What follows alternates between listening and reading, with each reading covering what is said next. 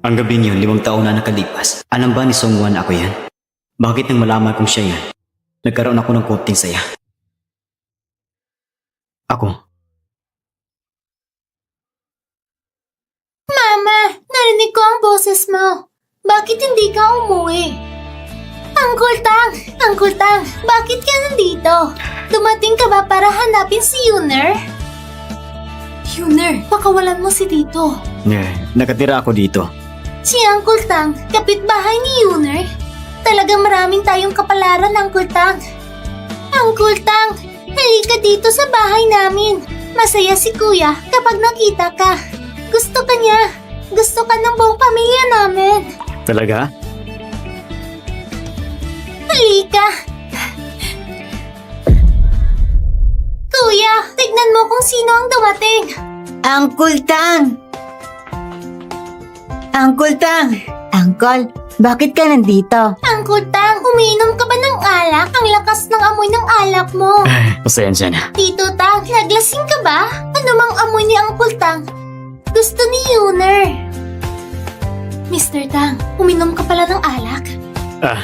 Si Mr. Ding ang nag-imbita. Siguro na parami lang. Ako na magluto ng sabaw para mawala ang lasing mo. Kayo dalawa, alagaan ninyo mabuti si Uncle ha? Oo, huwag mag-alala, Mama. Aalagaan namin na mabuti si Uncle Tang. Ang bait ninyo. Sasabihin ko lang ha, noong ilang araw lang ay nakalipas na naginip ako na kasama kita habang natutulog. Talaga ba? Gusto ni Yuner at Kusyo na magkaroon ng papa. Parang alam nila na si Tang siya ng kanilang papa. Masaya kaya sila? Ano ang panaginip mo? Nanaginip ako kay Uncle Tang. Ikaw ang papa ni Yuner at ni Kuya. Dinala mo kami sa park. Sumakay kami ng carousel. Saan naman ang papa niyo? Saan naman ang papa niyo? Papa? Wala po kaming papa. Hindi ba si Xiaoxiang ang papa niyo? Hindi po, si Uncle Xiao ay ninulang namin ni Yuner. Ganun pala. Ang ninong? Hindi rin si Xiaoxia ang asawa ni Songwan. Sino naman ang papa niyo noon? Hindi namin alam. Hindi namin siya nakita kailanman. Hindi na gusto ni Papa si Yuer at si Kuya. Pagkaanak namin, iniwan na niya kami. Ang ina din na Kusyo at Yue tugma sa gabing 5 taon na nakalipas. Baka nga mga anak ko sila. Pero ang paternity test namin ni Kusyo ay hindi pareho. Gusto namin ni Yuner si Uncle Tang kahit hindi siya ang original naming papa. Pero kaya ko siyang gawing papa ko. Uncle Tang, pwede ba akong magtanong? Oo. Sige. Uncle Tang, kasal ka na ba? Hindi pa. May girlfriend ka na ba? Wala rin. Uncle Tang, kumusta naman ang mami ko? Uncle Tang, pakasalan mo na lang si Mami. Kaya magkakaroon na kami ng Kuya ng Papa. Uncle Tang, pwede ka ba maging Papa namin? Pwede ka ba maging Papa namin? Yuner, huwag kang magbubulaslas. Hindi ako nabibiro. Si Uncle Tang, gusto ko talaga maging Papa. Mr. Tang, pasensya na po. 2 bata lang sila. Hindi nila alam ang sinasabi. Walang ganun na intensyon sa akin.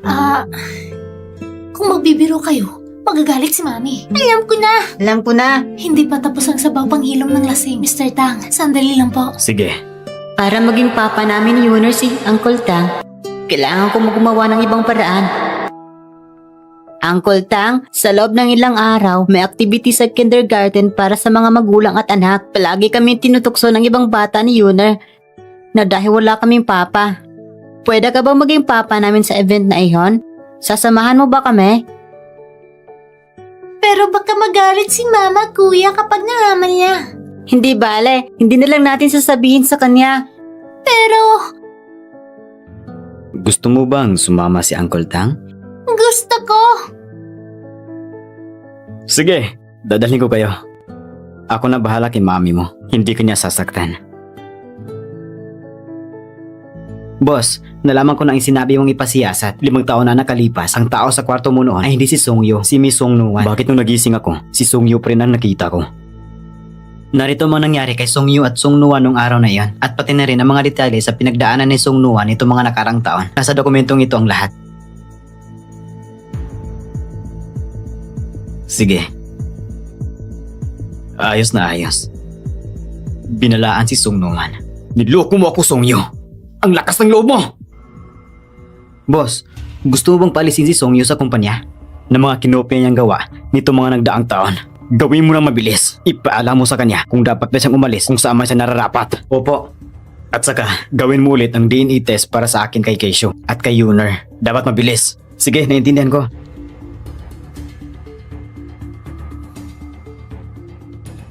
Sangman! Sungyo, dala mo si nanay dito sa trabaho? Maliit na salbahe. Nakapang-api sa anak ko. Sangnuan, gusto mo bang mamatay? Sobrang maaga mo palang pinasok ang tanggro para manggulo. Mukhang nabaliw na kayo.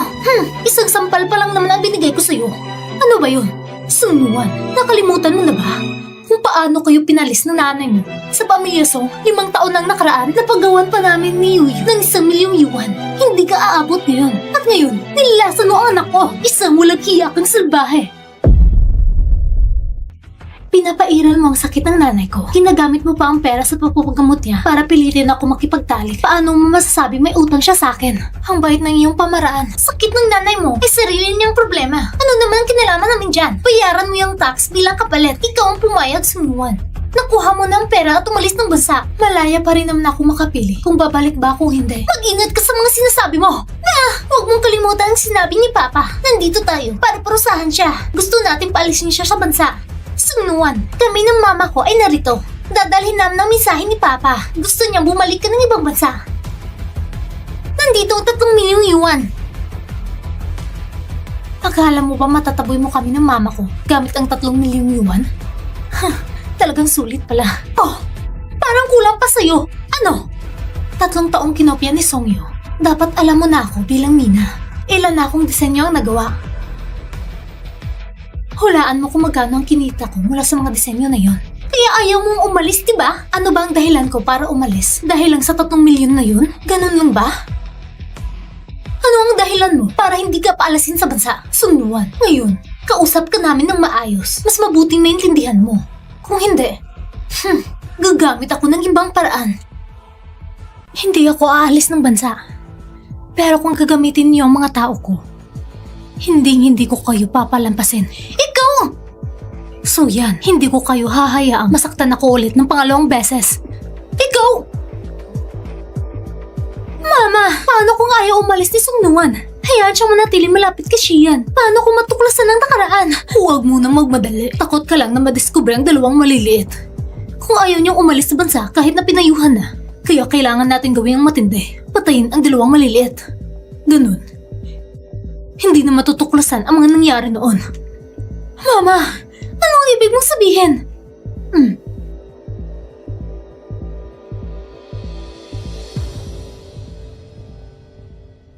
Hello? Ate, may problema tayo. Kanina lang, iniutos ni Cheng Tizu na ibigay ko lahat ng mga gawa mo nito nakaraang taon. Mukhang siya na mismo ang magsisiyasat sa pangungopia mo. Ano? Ako nang bahala dito. Siguradong gawa ni Sungnuan to. Dahil siya ang sumusunod kay Xian, kaya personal na siyang nagsisiyasat. Hindi ko napapayagan na manatili si Sungnuan sa Tangshi. Ma, huwag kang mag-alala. Ako na ang bahala. Hindi ko iiwan si Sungnuan at ang dalawang bata. Gusto ni Siyang ang tahimik, di ba? Bakit ako dinala dito sa ganito? Hello, Siyang? Nuan, nasan ka na? Kailangan ba kitang sunduin? Nasa pintuan na ako. Hindi na kailangan. Papasok na ako mag-isa.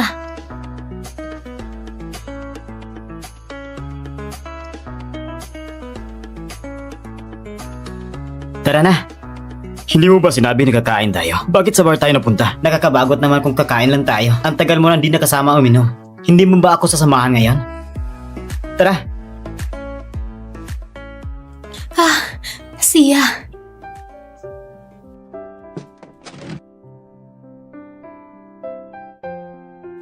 Darating si Suyu? May bigla siyang lakad, kaya wala pa siya. Heto, regalo ko sa'yo. Salamat, napamahal mo ako. Walang anuman. Magkaibigan tayo. Magkaibigan.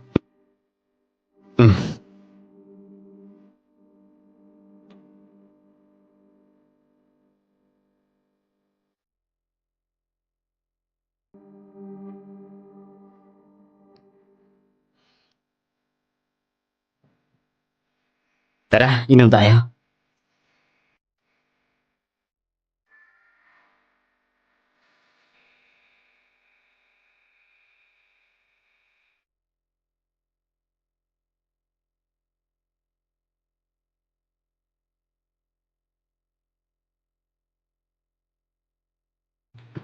Hindi mo ba yayain si Nuwan?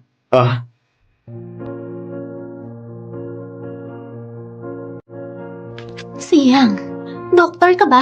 Narinig ko na kapag sobrang uminom, maapektuhan daw ang stability ng operasyon. Maapektuhan ba ito sa operasyon mo? Paminsan-minsan lang naman. Huwag kang mag-alala.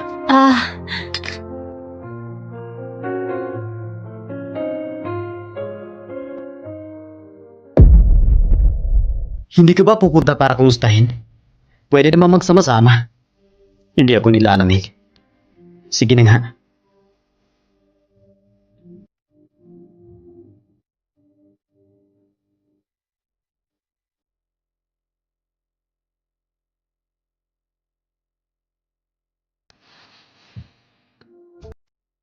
Isa pa.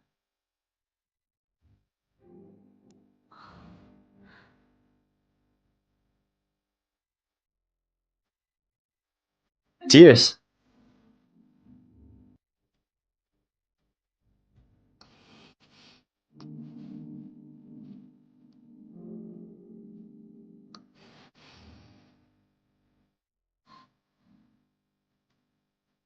Tara, inom ba tayo ng isang baso?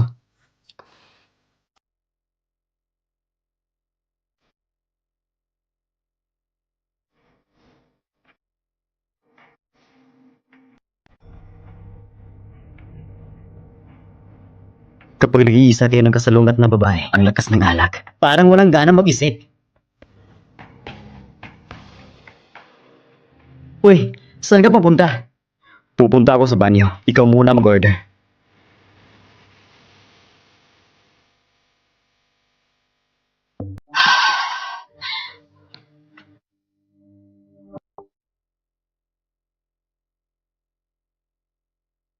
Sandali lang. Ito ay...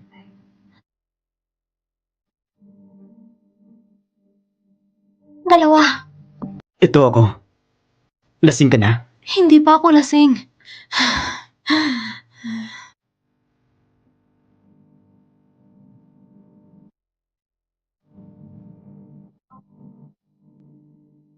Ibigay mo sa akin. Bakit ko ibibigay si Nuwan sa'yo? Bakit mo sa sinadyang painumin ng alak? Ano ang gusto mong gawin? Kailangan ko bang sabihin sa'yo? Hindi ko maintindihan ang sinasabi mo. Pakiusog nga, ako at si Nuwan ay uuwi na. Akala mo papayag akong umalis? Uulitin ko. Ibigay mo sa akin. Kung sasabihin kong hindi, wala kang karapatang tumanggi.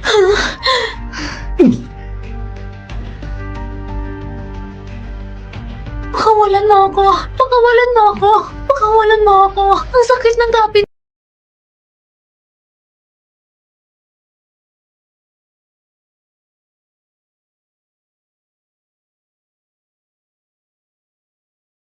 Pakawalan mo ako.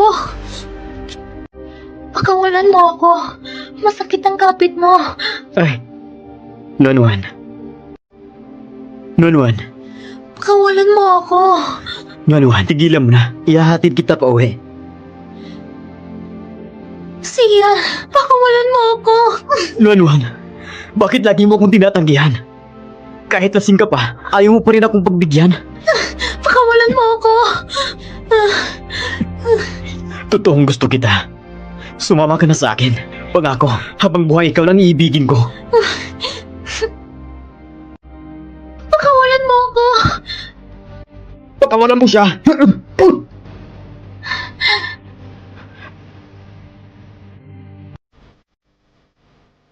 Akin siya. Ibigay mo siya sa akin. Isa kang basura.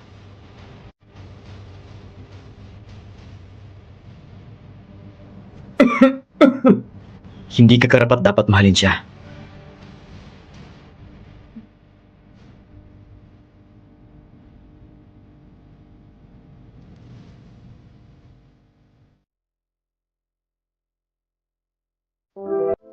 Tubig! Tubig! Ha? Gusto ko ng tubig. Gusto ko ng tubig. Sige, kukuha ko ng tubig.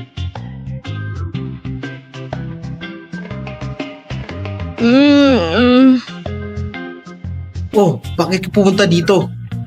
Nagugutom ako. Gusto ko kumain. Oh. Gutom talaga ako. Gusto ko kumain.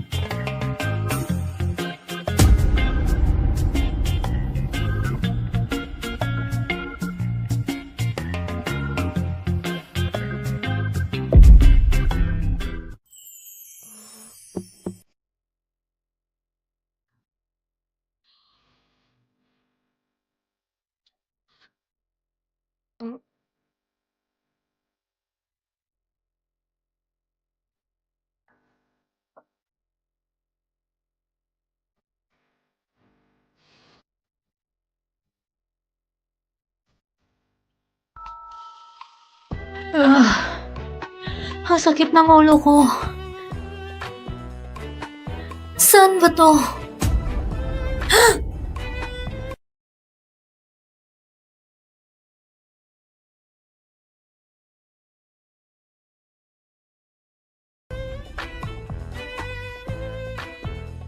Hinalikan ko siya ng pilit kagabi. Si Tang Xian.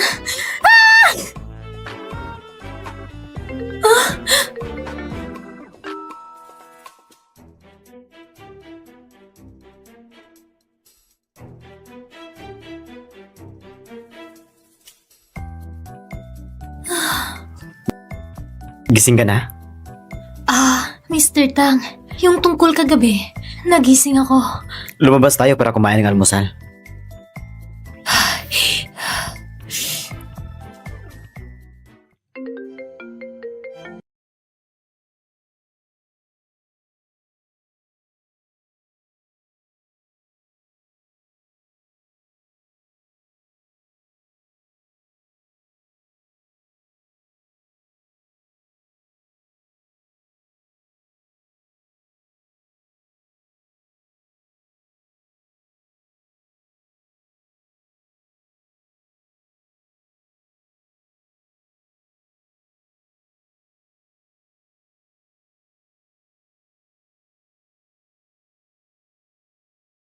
Pula sa report.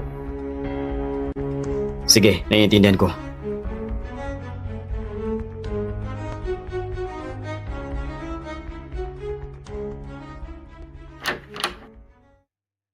Kamusta? Uncle Tang! Ano nangyari? Uncle Tang, pwede ba kami ni Kuya pansamantalang tumira dito? Hindi ko alam kung bakit. Pagising ko kanina, wala si Mama. Mr. Tang, may malinis ka bang tuwalya? Mama! Mama, bakit ka nandito sa bahay ni Uncle Tang? Oo nga eh. At saka, bakit mo tinanong ni Uncle Tang kung may bagong tuwalya siya? Si Mama, nanghiram lang ng bagong tuwalya kay Uncle. Tara na.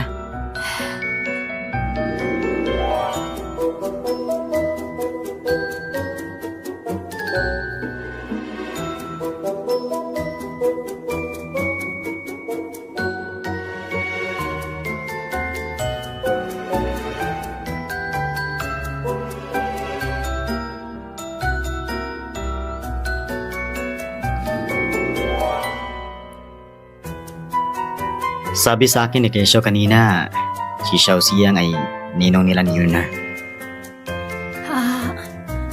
Oo. Bakit mo ko niloko na kasal kayong dalawa? Noon sa abroad, may nakakaalam na si Yuner at Kesho ay mga anak ko na ipinanak bago kami magpakasal. Kaya tinanggihan sila. Natakot ako kung sabihin ko sa yung totoo noon. Sino bang tunay na ama ng mga bata? Kung sakaling dumating balang araw, yung tunay na tatay nila, Hindi mangyayari yan. Sina Yuner at Kesho ay akin. Kung lalabas ang lalaking yan, sasabayan ko siyang putulin. mukhang mas mabuting huwag ko munang sabihin sa kanya na ako ang tunay na ama nila.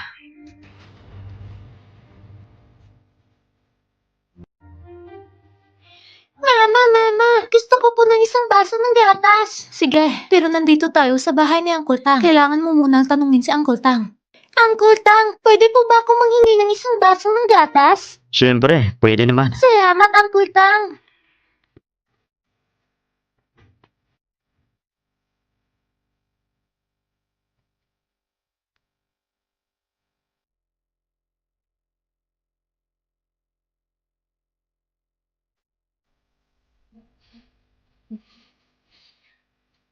Tapos na akong kumain.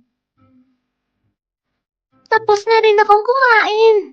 Yuner, dahan-dahan lang kumain. Ate, dahan-dahan ka. Mama, may parent-child activity sa kindergarten ngayon. Uuwi muna ako para kunin ang mga gamit. Parent-child activity? Ha? Mag-isa ka ba magdala ng 2 bata? Hmm. Sasamahan kita. Mr. Tang, ikaw. Ang hirap naman mag-isa magdala ng 2 bata. Sasamahan kita. Pero, baka istorbo na ito sa'yo. Mama, gusto ko si Uncle Tang ang sumama sa amin. Lahat ng bata ay may tatay. Ako at si Kuya lang ang wala. Sige, pasensya na, Mr. Tang. Hindi naman istorbo. Yay! May papa at mama na kami ngayon!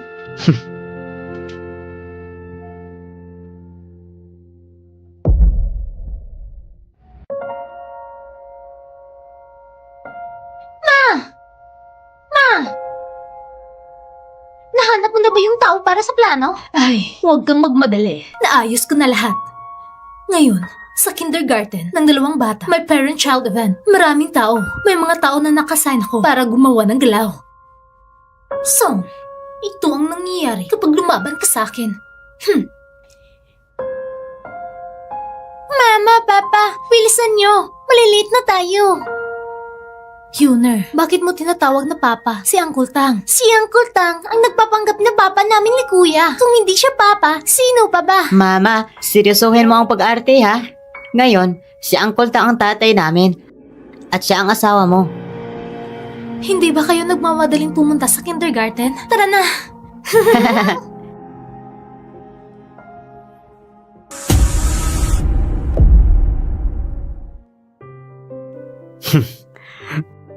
Tama ang dalawa. Kung mag-aarte ka, para totoong totoo. Siguro, hindi na sila manonood ngayon. Kanina pa nga sinabi ng seryosohin. Ngayon ayaw mo na. Hindi naman. Halika nga dito.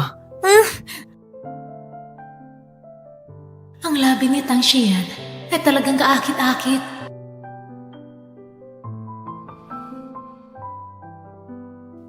So, maging matalino ka. Huwag kang maakit ng itsura lang ng lalaki.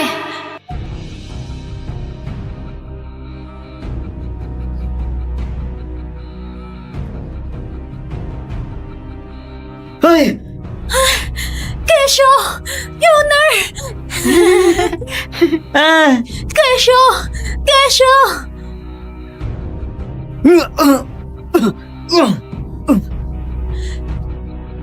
Kesho!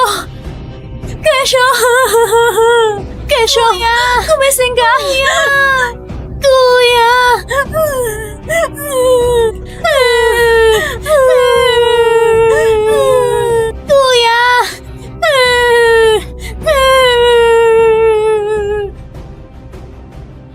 Doktor! Doktor! Doktor! Tulungan mo siya! Tulong! Dito kayo. Dito. Magbigay ng CPR. Hindi ko pa alam kung anong kondisyon niya. Doktor! Bumaba kayo. Maghintay sa labas. Sila na ang gagawa. Hawak ko kayo.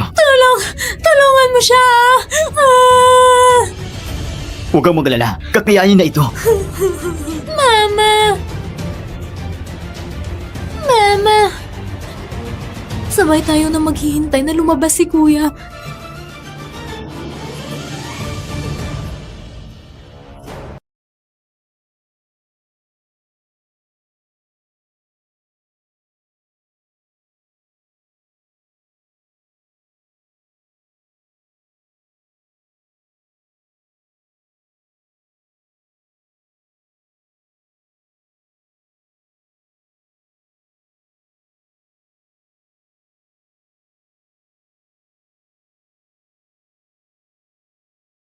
akong babalik ng bansa. Sino man ang sumakit kay Kesyo, hindi ko siya palalampasin. Naaresto ng salarin sa police station. Pinangasiwaan na ni Shingxi. Pag may balita, agad niya akong aabisuhan.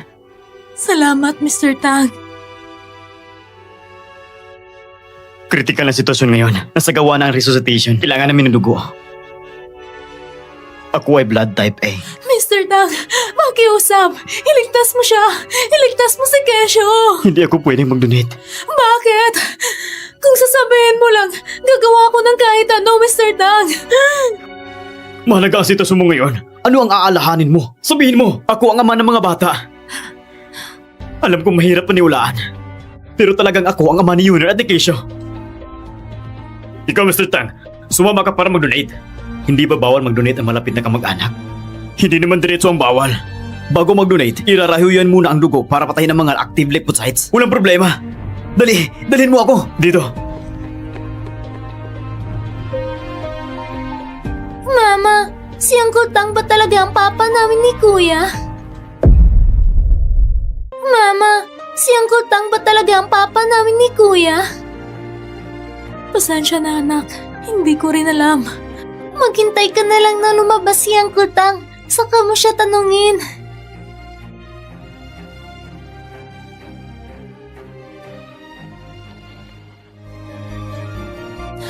Doktor! Successful ang operasyon. Dinala na siya sa ward. Sandali lang. Makikita niya na siya. Salamat, Doktor. Salamat po.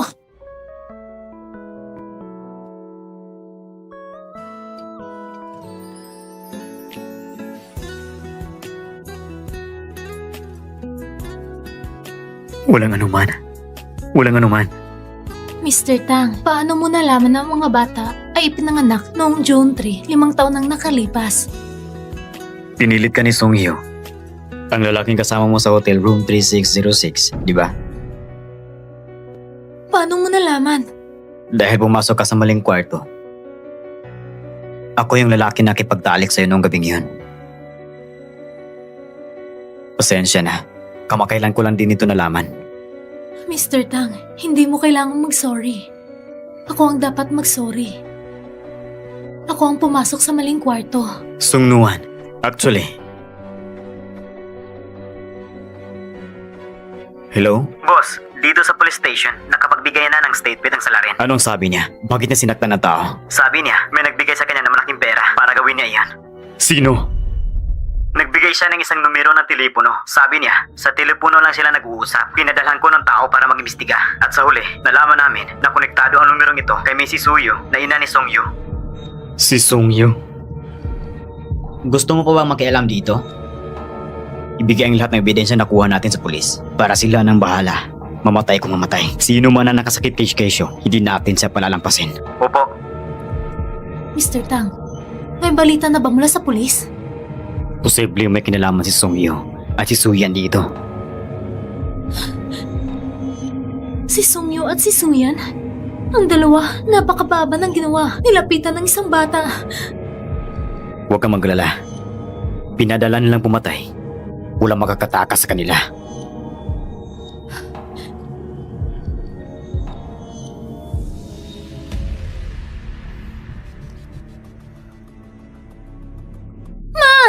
Bakit wala pang balita tungkol sa hinahanap mong tao? Malapit na siguro. Anong ginagawa niyong dalawa para magpaikot-ikot dito?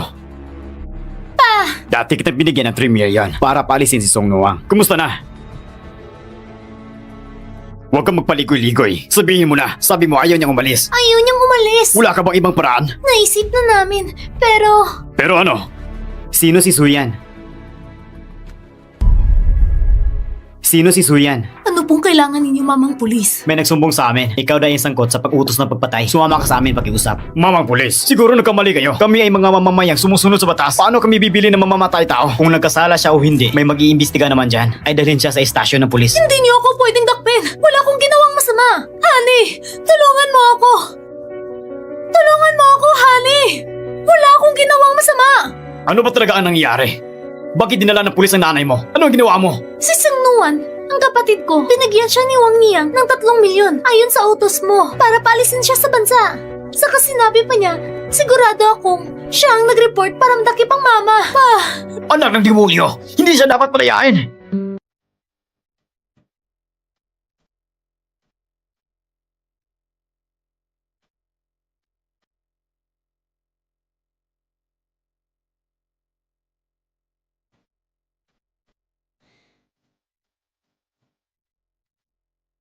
Hindi ko nahahayaang pang may manakit sa iyo at sa bata.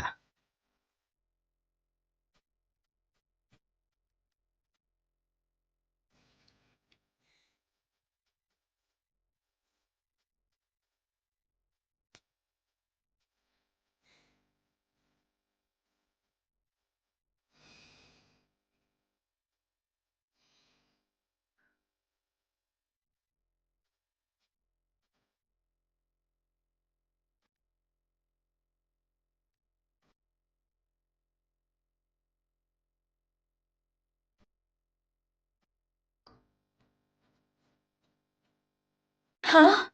Pasok.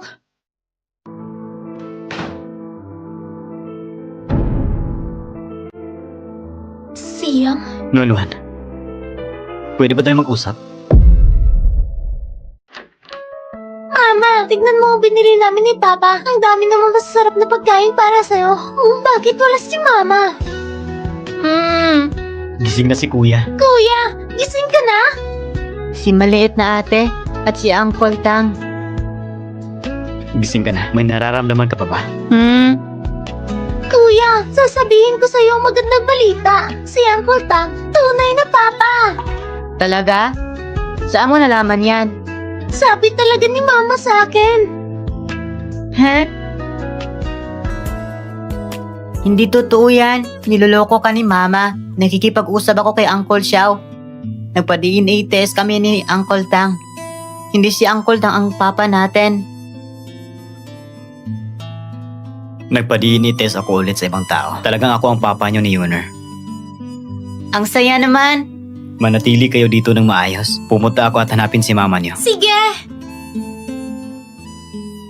Nuan, pasensya na sa nangyari nung gabing yun. Alam kong malaki ang galit mo sa akin. Pero gusto ko pa rin sabihin sa'yo. Totoong gusto kita. Hindi ko sinasadya na masaktan ka. Siyang, matagal na kitang tinitingnan bilang kaibigan. Naiintindihan ko. Lahat na nangyari dati ay kasalanan ko. Sa tingin ko, kapag gusto kita, dapat tanggapin mo yan. Kaya nung may ibang tao na lumapit sa'yo, para akong nabaliw. Ginamit ko ang hindi maganda na paraan para lang mapanatili ka malapit sa akin. Siyaw, Marami kong naisip nito mga nakarang araw. Alam ko, talagang ako ang nagkamali. Hindi ko hiniling na patawarin mo ako. Sana hindi mo lang ako galitin. paano ako magagalit sa'yo? Sa puso ko, palagi kang magiging mabuting kaibigan ko. Hanggang ngayon, masaya na akong kaibigan mo pa rin ako. Nuan, aalis na ako papuntang France ngayon. Biglaan naman. Dapat matagal na akong umalis. Hindi ko na babatiin si Keisho at Yuner. Hindi ko na sasabihin pa na paalam. Sabihin mo kay Keisho na suring mula sa akin.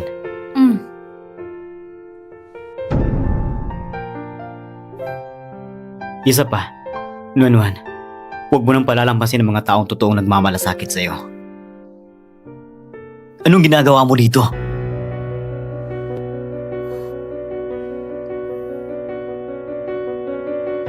May sasabihin akong malagang bagay kay Nuan. Baka gusto rin makinig ni Mr. Tang.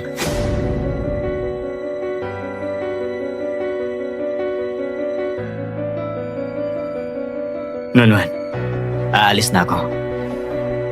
Sige, mag-ingat ka.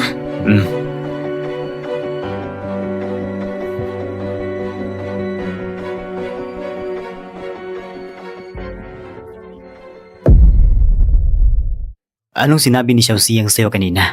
Wala naman siyang sinabi sa akin. Hindi siya mabuting tao. Dapat kang lumayo sa kanya. Sunan, anong ginagawa mo? Pa, Bakit magnanakaw kang walang puso? Mr. Tang, ako ang magdidisiplina sa anak ko. Huwag ka makikialam. Hindi ba pinalayas mo si Sunuan sa pamilya mo noon? Ngayon, bigla kang nagpapanggap na mag-aalaga sa anak mo. paano mo nalaman?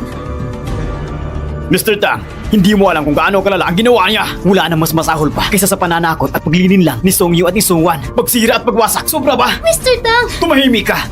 Alam ko na lahat ng ginawa mo. Simula ngayon, lumayas ka na sa pamilya, Tang. Wala na tayong utang na loob sa isa't isa. Kaomi gawa ng lahat ng ito. Sinasadyang ginagawa ni Songnan. Diba? Hindi mo ba natatanggap na hindi kita gusto? Hindi mo ba maintindihan ang sinabi ko? Lumayas ka! Mr. Tan, huwag kang magpapaniwala sa magnanakaw na ito. Siya ang tunay na tuso at masama ang intensyon. Pinakamagaling sa panlilang. Lumapit ka rito. May usapin mag-ama. Mag-ama tayo mag-usap. Ano bang ginagawa mo na nagtatago ka sa likod ni Mr. Tang? Kailan ka ba naging ama ni Nonwan? Kailan ka ba umuwi sa bansa? Ma, huwag kang matakot. Nandito na ako. Nakalimutan mo na ba kung paano mo kami pinalayas ng anak mo sa pamilya niyo? Paano mo kami pinagsama ng anak ko pinalayas? Ngayon, bakit ka pupunta sa anak ko? Siya ang unang tumbok babalik sa bansa at sinira ang buhay ng pamilya namin. Dahil sa kanya, nasira ang reputasyon niya at naipagbintay si Suyan na pumasok sa kulungan. Sadyang ayaw niya ang magandang buhay para sa amin. Sundazi, sobrang kapal ng mukha mo. Anak mo ang nangopya sa gawa ng anak ko. Asawa mo pang nagbayad para saktan ng apo ko. At sa huli, kasalanan pa rin ng anak ko? Pakinggan mo ang sinasabi mo. Tao ba yan? Wala naman kami problema bago sila umuwi sa bansa. Pagkatapos ng umuwi, saka nagsimula ang gulo. Kung hindi siya ang may kasalanan, sino pa ba? Sundazi, hindi mo ba magawang magsalita ng mag-isip? Hindi mo na ito mababago habang buhay. Hindi na kita papatulan ng sobra. Kumuha ka nito sa abot ng makakaya mo. Ano ito? Ito ang kasunduan ng pabili ng Song Corporation. Ano ang ibig mong sabihin? Habang nagpapagaling ako sa abroad ng mag-isa, madalas akong naisip kung itatag ko ba ang Song Corporation. Ako mismo ang gumawa ng lahat, nag-invest ng pera at effort. Paano ko hayaan na mapas kamay ng iba yan? Siyempre, babawiin ko yan. Kilala kita! Matapang ka! Malapit lang ang ospital dito. Dalhin mo ang papa mo sa ospital. Ma, talagang nakuha mo ang Song Corporation? Oo. Mahirap na magtrabaho mag-isa. Hindi pwedeng magpahinga si Mama. Hindi kita pwedeng hayaan maghirap na mag-isa.